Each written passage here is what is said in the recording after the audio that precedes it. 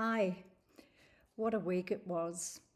And it's actually Sunday still today because I actually don't even need to digest and sleep with what has shown up because there's such a strong theme that's been peppering and showing up for more than a decade.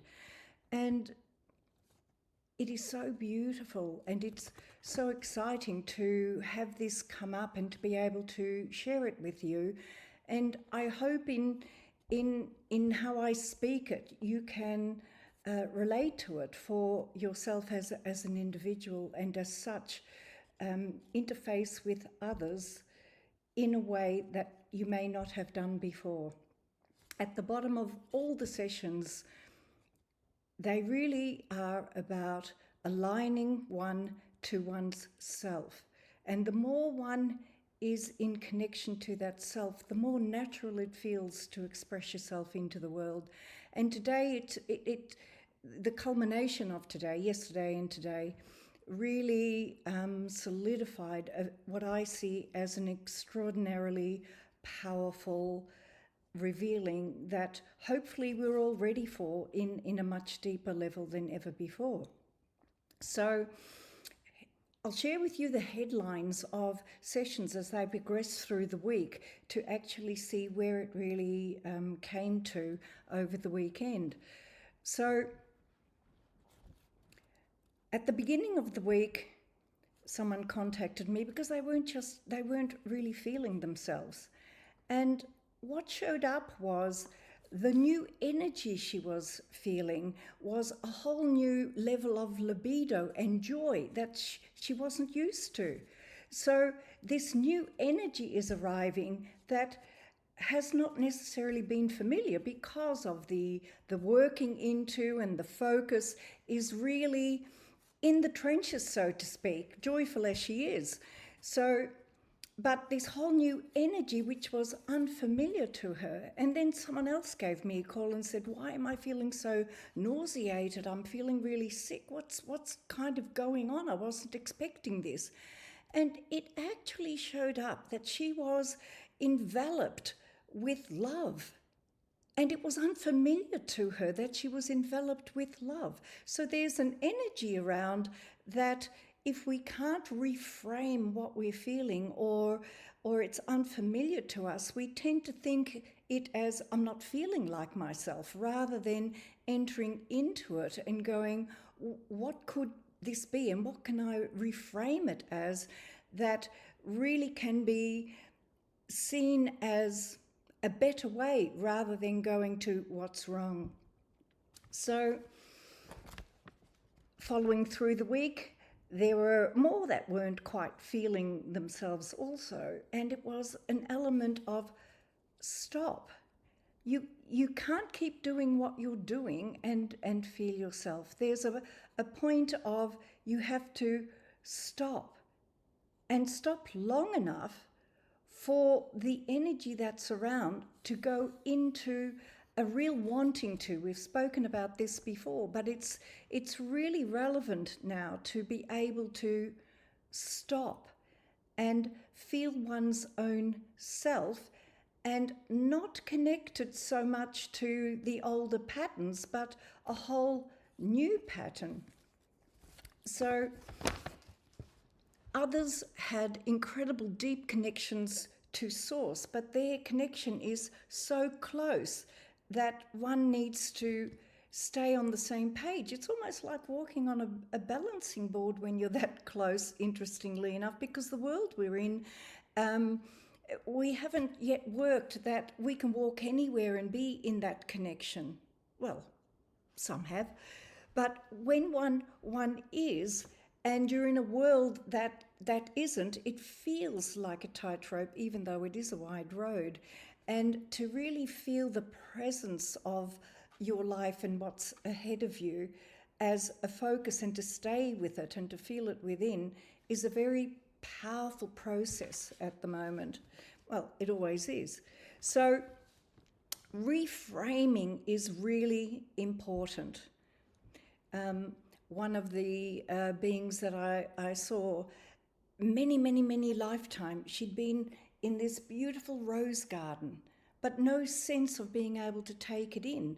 And her desire was so to get what she actually had that this lifetime they've been challenge after challenge after challenge and met them and really worked with them over decades. And it's like now she gets what the rose garden is. Now she can savor what it is, and she's made it into the rose garden, which is an extraordinary thing to achieve. So many of us come here with challenges to bite off more and to do more and to get more brownie points and to expand through suffering and hardship, when it is just as valid to expand ourselves in joy.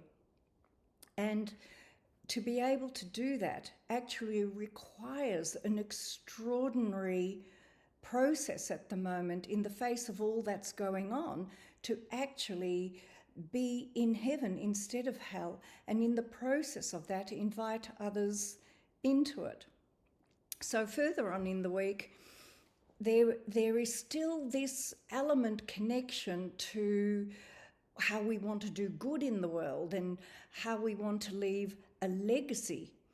And the thing is that that sense of legacy was connected to work, which is more the old paradigm rather than that sense of being and wanting and the natural flow of that expression. And I'm getting the feeling that the simpler we keep it and the more open we are in our own space and feeling that sense of deep okayness and connection when we are able to be in our own space, that those feelings are so profound, it nourishes the whole energetics of the all. And it is profound, and although you may not feel you're leaving a legacy, I think it's a profound legacy to be able to do that. So what also showed up this week, the beings that I saw, they were very big, generous, unconditional, there for others beings, as many of us are. The thing is that when we are like that, it's important to know when something is yours and when something is not yours, because in the attempt to want to be there for others, we end up taking on what that is for others and wanting to break it down and wanting to get to where they can get it, which is in fact a process of trying to digest what's theirs to digest. I cannot digest for you. It is something each individual needs to do in their own time, and it doesn't matter really how long that takes. It's an individual process, and we also don't know what slice somebody has chosen to take on to digest. And it might be something that is alien to you, but that's what they're digesting this lifetime. And it's not for us to digest it. Because if we do, it actually affects our digestion. Our digestion, if we're trying to digest something that's not mine to digest, it will affect my digestion. And that sense of building myself does not then take place, because I can't build up. And then there's this disillusionment that is not taking place. Which now leads to something that all of these culminated into. I'm paraphrasing here, but Rudolf Steiner mentioned in one of his books that when we are in the afterlife, when we come across others that we have known or have connections to, that the blending of that is like two becoming one. And he explained it without wanting us to misinterpret, but the closest he could get to it was when that union takes place, the closest that we could relate to is like having an intimate sexual relationship with someone. That the transparency and the unity of it and the connection of it is so profound. Now, we all carry this, but it's more difficult as an individual to have that complete expression or feeling with someone else. Some do, and it is extraordinary, and it's so wonderful for those who do have those experiences. They do exist, and it is what people want. They want that, and therefore we go into relationships thinking that that's what it is, etc., etc. So I'll draw what that can appear like. So we have this beingness that we are, and the completeness of all the love and connections to all that we are that exists in that. Then there are others who we relate to. They also carry that, but they have their specific way of expressing it, just like each of us have in relation to expressing that. And this can end up rather confusing because we think we are having that experience with this other person. And in time, there are discrepancies, or that complete feeling shows up that there in fact is, although we're not separated, it all comes from the same field, we perceive this separation. And what we think originally, when we first meet these beings, when we fold it over like that, we feel we're one. We feel this absolute connection until the discrepancies show up. And then we feel we're not on the same page and the other person isn't really understanding what the other is really feeling deeply within themselves. And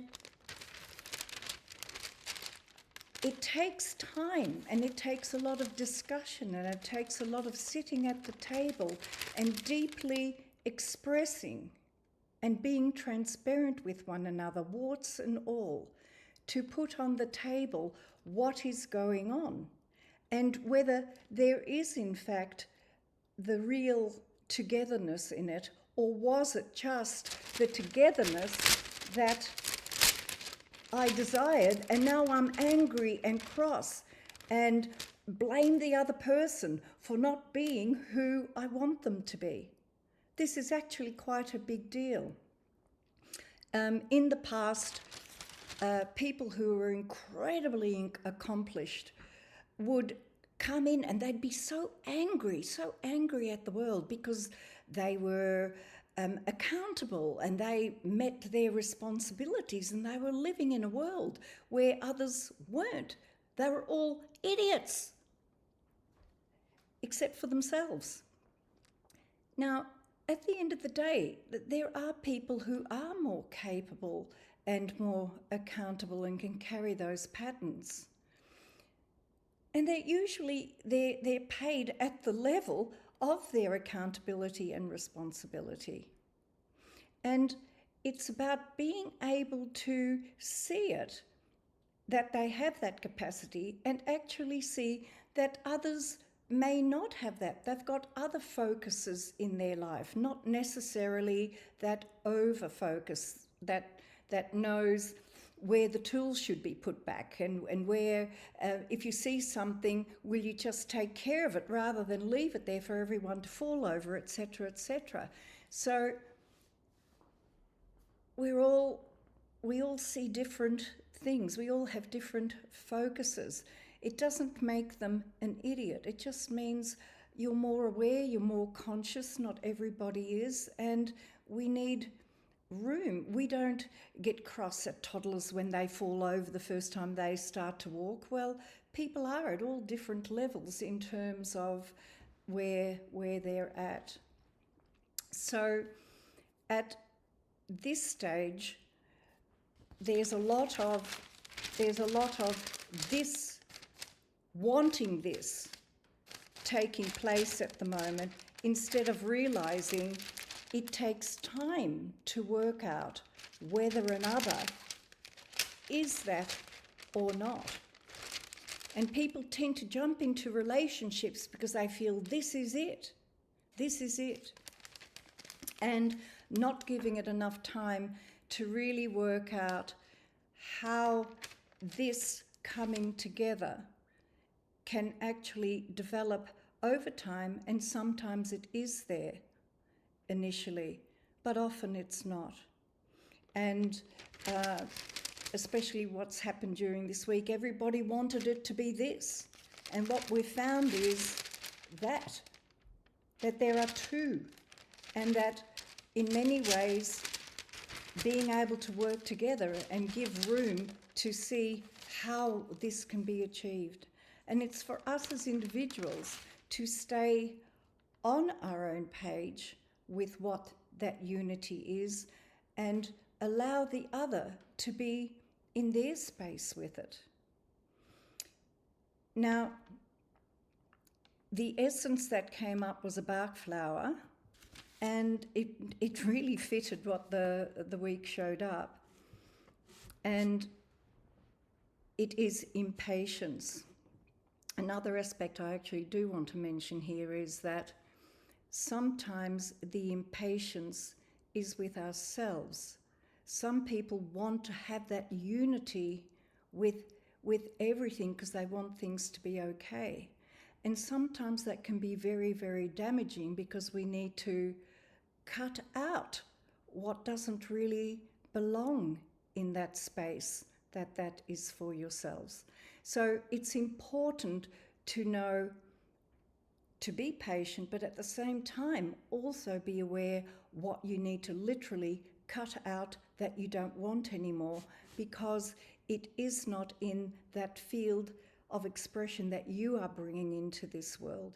And to try and incorporate all of it in a way, we can let it be, we can let each one sort out their own digestion in the world, but to incorporate it all is sometimes too much it's too vast to carry, and we need to get clear about what to cut out, so that what you then have is the world you actually want to live in, the world you are living in. And I like to spell it as WHIRLED, because we are world.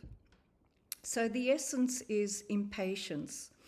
The negative conditions are irritable, impatient, nervous. Everything done quickly. A relief for mental tension through frustration. It's like, through frustration, I'm expressing what I don't like, or because I've expressed it, I now feel better. And is that happening a lot at the moment? To finish a sentence for the other person if the other person is slower. Accident prone through it being impetuous. Prefers to work alone. Slow workers irritate. Mental tension through frustration and other pressures.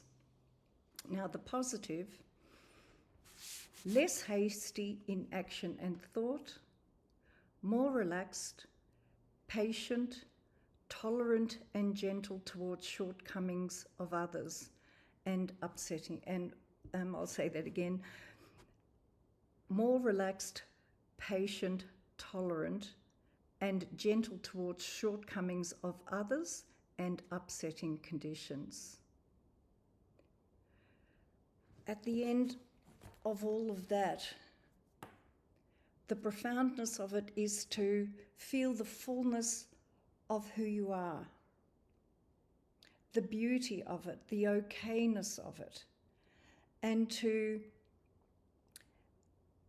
without letting that go, and with seeing that, give space and room for others to also work out who they are, and giving each other space and time and okayness to do that, without feeling that we have to take it on or that we need to alter any of that. So hope that made sense to you, and I look forward to sharing with you again next week what the theme is. Bye.